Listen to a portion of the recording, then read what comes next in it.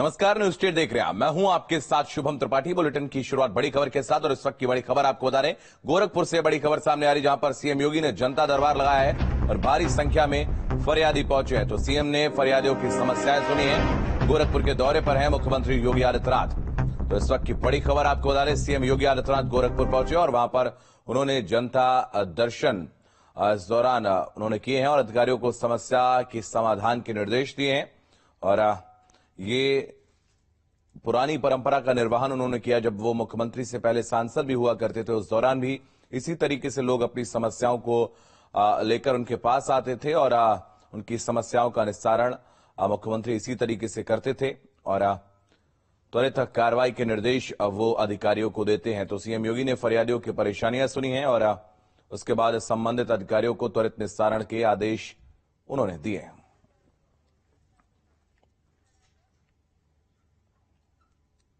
अब आपको यूपी की 5 बड़ी खबरें बताते हैं जिन पर आज हमारी खास नजर रहेगी। सबसे पहले 2 दिन के गोरखपुर के दौरे पर हैं सीएम योगी आदित्यनाथ, जहां उन्होंने जनता दरबार लगाया, जैसा कि आपने देखा है। दूसरी बड़ी खबर, आज जुमा है और उदयपुर मामले को लेकर पूरे उत्तर प्रदेश में अलर्ट है। पुलिस की चप्पे चप्पे पर पैनी नजर है। तीसरी बड़ी खबर मथुरा से है, जहां मथुरा कोर्ट में श्री कृष्ण जन्मभूमि मामले में 8 दावों पर सुनवाई होगी। चौथी बड़ी खबर सिंगल यूज प्लास्टिक बैन से जुड़ी है, जिसको लेकर आज विशेष मुहिम चलाई जाएगी। और आखिरी और 5वीं बड़ी खबर मौसम की है। मौसम विभाग ने यूपी के कई जिलों में तेज बारिश का अलर्ट जारी किया है।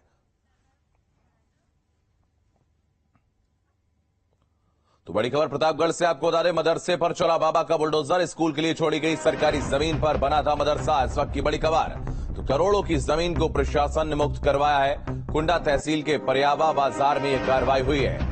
तो सरकारी जमीन पर इस मदरसे का निर्माण किया गया था, जिसके बाद अब बाबा का बुलडोजर मदरसे पर गरजा है और स्कूल के लिए जो जमीन छोड़ी गई थी उस पर अवैध रूप से इस मदरसे का निर्माण कर दिया गया था, जिसके बाद सरकारी जमीन को प्रशासन ने कब्जा मुक्त करवाया है। तो प्रतापगढ़ की ये तस्वीरें आप देख रहे हैं, जहां पर बाबा का बुलडोजर गरजा है और जो सरकारी जमीन थी, स्कूल बनाने के लिए जो जमीन छोड़ी गई थी, वहां पर एक मदरसे का निर्माण कर दिया गया और उसको अब जमींदोज कर दिया गया है। तस्वीरें आप देख सकते हैं। ये तस्वीरें प्रतापगढ़ से हैं, जहां पर सरकारी जमीन को प्रशासन ने मुक्त करवाया है। तो ये पीला पंजा उन माफियाओं पर गरज रहा है जिन्होंने भूमि को कब्जा कर रखा था। जो सरकारी जमीन स्कूल बनाने के लिए छोड़ी गई थी, उस पर मदरसा बना दिया गया, तो इसको प्रशासन ने कब्जा मुक्त करवाया है। ब्रजेश हमारे सहयोगी अधिक जानकारी के लिए हमारे साथ जुड़ रहे हैं। ब्रजेश, क्या अपडेट है आपके पास? देखिए, प्राथमिक विद्यालय परियावा की जमीन पर अवैध रूप से कब्जा किया गया था और यहाँ पर मदरसा बना लिया गया था, जिसके बाद ग्राम प्रधान ने कई बार इसकी शिकायत की। जब शिकायत की जांच हुई तो उनके जो शिकायत थी वो सही पाया गया है, जिसके बाद तहसील प्रशासन यहाँ पर पहुंचा है और इस मदरसे को पूरी तरीके से जेसीबी लगाकर ढहा दिया गया है। इसके पहले तहसील प्रशासन ने यहाँ पहुंचकर चेतावनी दी थी कि जो अतिक्रमण किया गया है अवैध रूप से उसको हटा दिया जाए, लेकिन जो अतिक्रमणकारी हैं उन्होंने इसे हटाया नहीं, जिसके बाद प्रशासन को यह कार्रवाई करनी पड़ी है। जी बिल्कुल, प्रशासन ने कार्रवाई की है। क्या इस कार्रवाई का विरोध भी देखने को मिला है? बिल्कुल, यहाँ पर जब कार्रवाई हो रही थी तो विरोध किया गया, लेकिन यहाँ पर भारी मात्रा में पुलिस बल मौजूद थी, लेकिन विरोधियों का कुछ नहीं चला। पुलिस बल ने उसे हल्के फुल्के डंडे का प्रयोग करके भगा दिया, जिससे अतिक्रमणकारी यहाँ से हट गया और पूरी तरीके से इसे ढहा दिया गया और प्रशासन, जिला प्रशासन ने इसे अपने कब्जे में ले लिया और बताया जा रहा है कि आने वाले समय में यहाँ पर जो प्राथमिक विद्यालय है उसे बनाकर तैयार किया जाएगा। जी बिल्कुल, बहुत धन्यवाद ब्रजेश, आपका हमारे साथ जुड़ने के लिए, तमाम जानकारी के लिए बहुत शुक्रिया।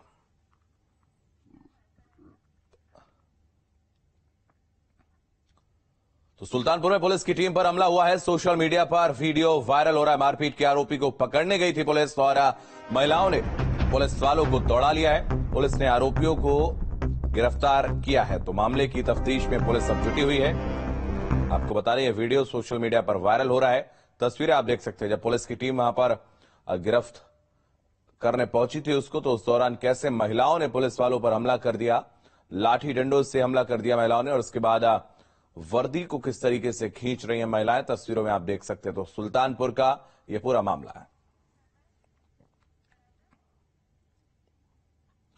बड़ी खबर रुद्रप्रयाग से आपको बता दें, बद्रीनाथ हाईवे दूसरे दिन भी बंद। हाईवे पर पहाड़ से लगातार गिर रहा है मलबा, तो चार धाम आने वाले तीर्थयात्रियों की मुश्किलें बढ़ गई हैं और वैकल्पिक मार्ग डूंगरी पंथ खाखरा से अब आवाजाही चल रही है। तो बड़ी खबर आपको बता दें, भारी बारिश परेशानी का सबब बनी है। रुद्रप्रयाग में ये रास्ता जो है वो बाधित हो गया। बारिश के कारण हाईवे पर मलबा गिर रहा है, चार धाम आने वाले यात्रियों की परेशानी बढ़ गई है। आपको बता दें, रुद्रप्रयाग की तस्वीरें आप देख रहे हैं जहां पर भारी बारिश परेशानी का सबब बनी है। तो ये तस्वीरें सबसे पहले न्यूज स्टेट पर आप देख रहे हैं।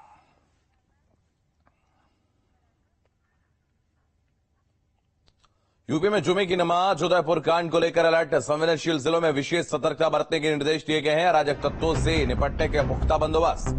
तो प्रदेश में 159 कंपनी पीएससी तैनात की गई है। सोशल मीडिया पर विशेष निगरानी रखी गई है और अफवाह फैलाने वालों पर भी पुलिस की पैनी नजर है। तो शांति व्यवस्था भंग करने पर कड़ी कार्रवाई की जाएगी। गाजियाबाद के लोनी में भी ड्रोन कैमरे से निगरानी रखी जा रही है। सीओ ने फोर्स के साथ फ्लैग मार्च निकाला है। सहारनपुर में पुलिस ने फ्लैग मार्च किया है और शांति बनाए रखने की अपील की है। तो शामली के कैराना में भी पुलिस का फ्लैग मार्च हुआ है। तस्वीरें आप देख रहे हैं, लगातार प्रशासन अलर्ट नजर आ रहा है। जुमे की नमाज को लेकर हर जगह विशेष सतर्कता बरती जा रही है और खासतौर पर जो संवेदनशील जिले हैं वहां पर अतिरिक्त पुलिस बल की तैनाती भी की गई है और विशेष सुरक्षा के इंतजाम किए गए हैं। तो यूपी में जुमे की नमाज और उदयपुर कांड को लेकर अब अलर्ट जारी किया गया है। आपको बता दें, लगातार प्रशासन सख्त नजर आ रहा है। तो अविनाश हमारे सहयोगी लखनऊ से इस वक्त हमारे साथ जुड़ रहे हैं। अविनाश, आपके पास आएंगे। एक तो जुमे को लेकर लगातार जो हिंसा भड़क रही थी, कानपुर में भी हमने देखा, प्रयागराज में भी हमने देखा, जिसके बाद जुमे पर तो अलर्ट रहता था, लेकिन जो उदयपुर में हिंसा हुई है उसके बाद तो और भी ज्यादा अलर्ट की जरूरत भी बन रही थी।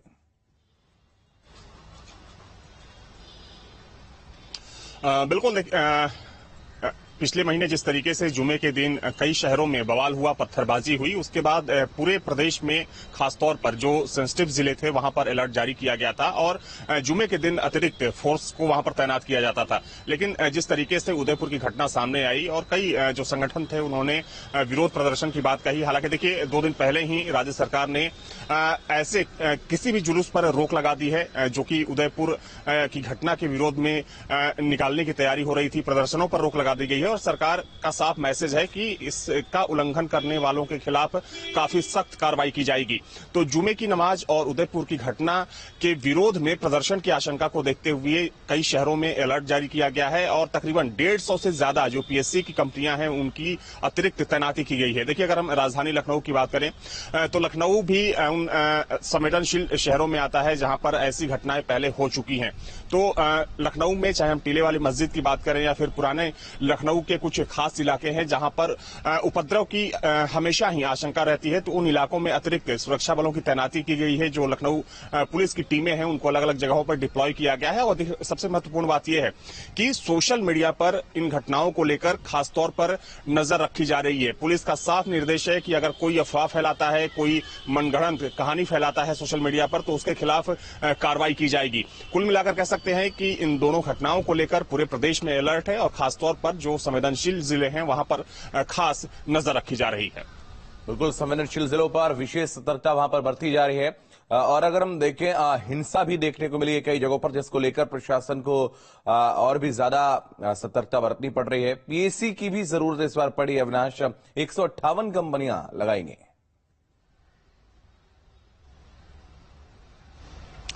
बिल्कुल, देखिए, कोई कमी नहीं छोड़ना चाहती है यूपी पुलिस, क्योंकि जिस तरीके से नुपुर शर्मा की घटना के बाद, चाहे हम कानपुर की बात करें, सहारनपुर की बात करें या फिर प्रयागराज की बात करें, यहां पर जमकर बवाल हुआ, पत्थरबाजी की गई। हालांकि उसके बाद आपने देखा है कि किस तरीके से बुलडोजर की कार्रवाई की गई और तकरीबन 400 से ज्यादा जो उपद्रवी थे उनकी धरपकड़ की गई, उनको गिरफ्तार किया गया, जो अभी सलाखों के पीछे हैं। तो सरकार की मंशा यही है कि पूरे प्रदेश में कानून व्यवस्था का राज स्थापित हो, कहीं से कोई अप्रिय घटना ना हो, कहीं से कोई अशांति ना हो। और इसी लिहाज से एहतियातन तौर पर, चूंकि देखा जाए तो एक तो जुमे की नमाज है और दूसरी जो उदयपुर की घटना हुई उसको लेकर कई जो हिंदुवादी संगठन थे उन्होंने प्रदर्शन करने की चेतावनी दी, धमकी दी। हालांकि सरकार ने उनको एक सख्त हिदायत दी है कि वापस अविनाश आते हैं आपके पास, आप लगातार हमारे साथ बने रहिएगा। एक और बड़ी खबर इस वक्त सामने आ रही है राजधानी लखनऊ से। बाद में एक शिक्षा विभाग में बड़े पैमाने पर तबादले हुए हैं। 8 संयुक्त शिक्षा निदेशकों के तबादले किए गए हैं।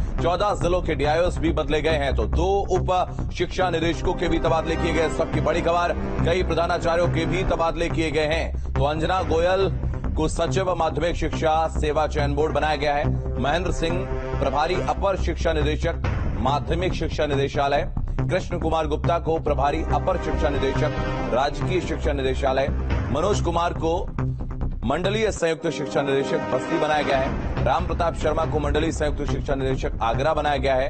और ये तमाम बड़े तबादले हैं। इसके अलावा कई डीआईओ को भी बदला गया है। लगातार ताबड़तोड़ तबादले माध्यमिक शिक्षा विभाग में हुए हैं।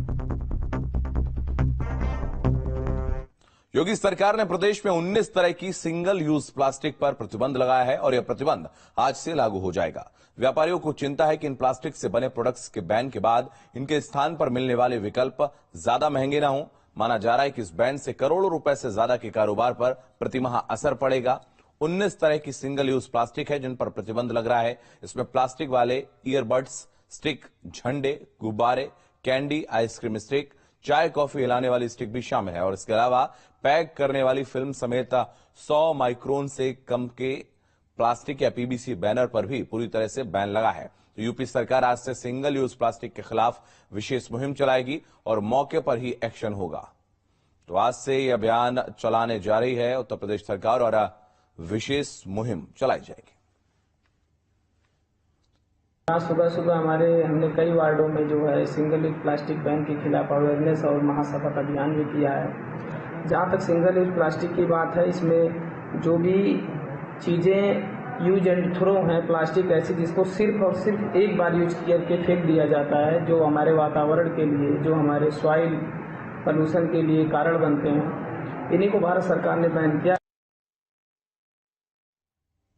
तो अविनाश हमारे सहयोगी लगातार हमारे साथ बने हुए हैं। अविनाश, एक बड़ा कदम हम कह सकते हैं इसको, जिस तरीके से सिंगल यूज प्लास्टिक का पर बैन लगने जा रहा है।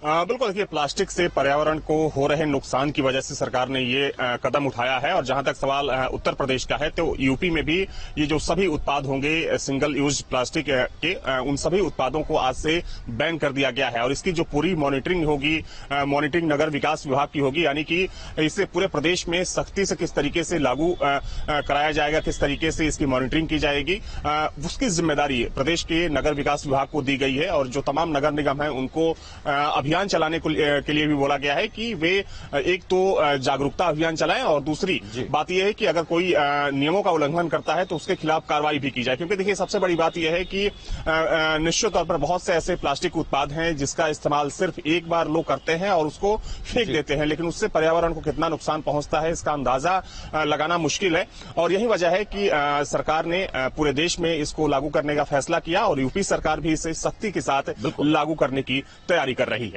बहुत धन्यवाद अविनाश, आपका हमारे साथ जुड़ने के लिए, तमाम जानकारी के लिए बहुत शुक्रिया। एक और बड़ी खबर वाराणसी से आपको बता दें, नगर निगम ने पकड़ी बड़ी टैक्स चोरी। बेलूपुर जोन में सामने आए बड़े बकायेदार। तो 500 बड़े बकायेदारों को चिन्हित किया गया है और बीएचयू पर 46 करोड़ रुपए का टैक्स बकाया है। तो वहीं कैट जेई कोचिंग सेंटर पर भी 25 लाख का बकाया है। ब्रॉडवे और डायमंड होटल पर 20 लाख का टैक्स बकाया है। तो इस वक्त की बड़ी खबर आपको बता दें, ये बड़ी जानकारी सामने आ रही है। नगर निगम ने बड़ी टैक्स चोरी पकड़ी है और इस क्रम में अगर हम देखें तो बीएचयू पर भी बड़ा बकाया है और 46 करोड़ रुपए का टैक्स जो है वो बकाया।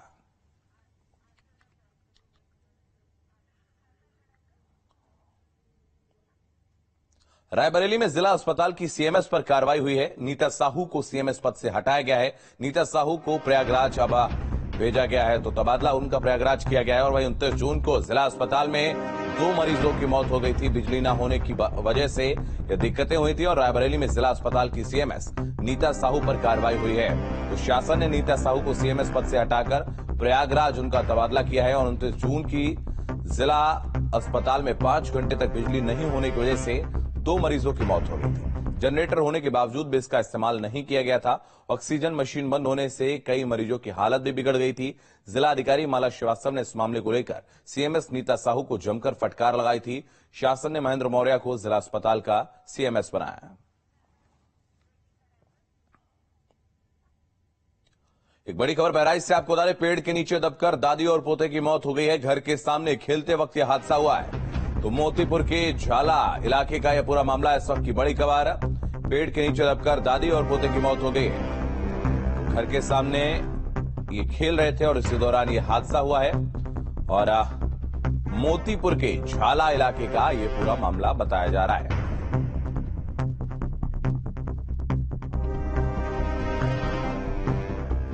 पेड़ गिरने से बड़ा हादसा हुआ है। आपको बता दें, बहराइच का पूरा मामला है, जहां पर पेड़ के नीचे दबकर दादी और पोते की मौत हो गई है। घर के सामने खेलने के दौरान यह हादसा हुआ है, जहां पर एक पेड़ गिरा और उसके बाद उसके नीचे दबकर दादी और पोते की मौत हो गई है। तो बहराइच का यह पूरा मामला बताया जा रहा है, जहां पर यह हादसा हुआ है। मोतीपुर के झाला इलाके का यह पूरा मामला बताया जा रहा है। वक्त एक ब्रेक का फौरन लौटेंगे।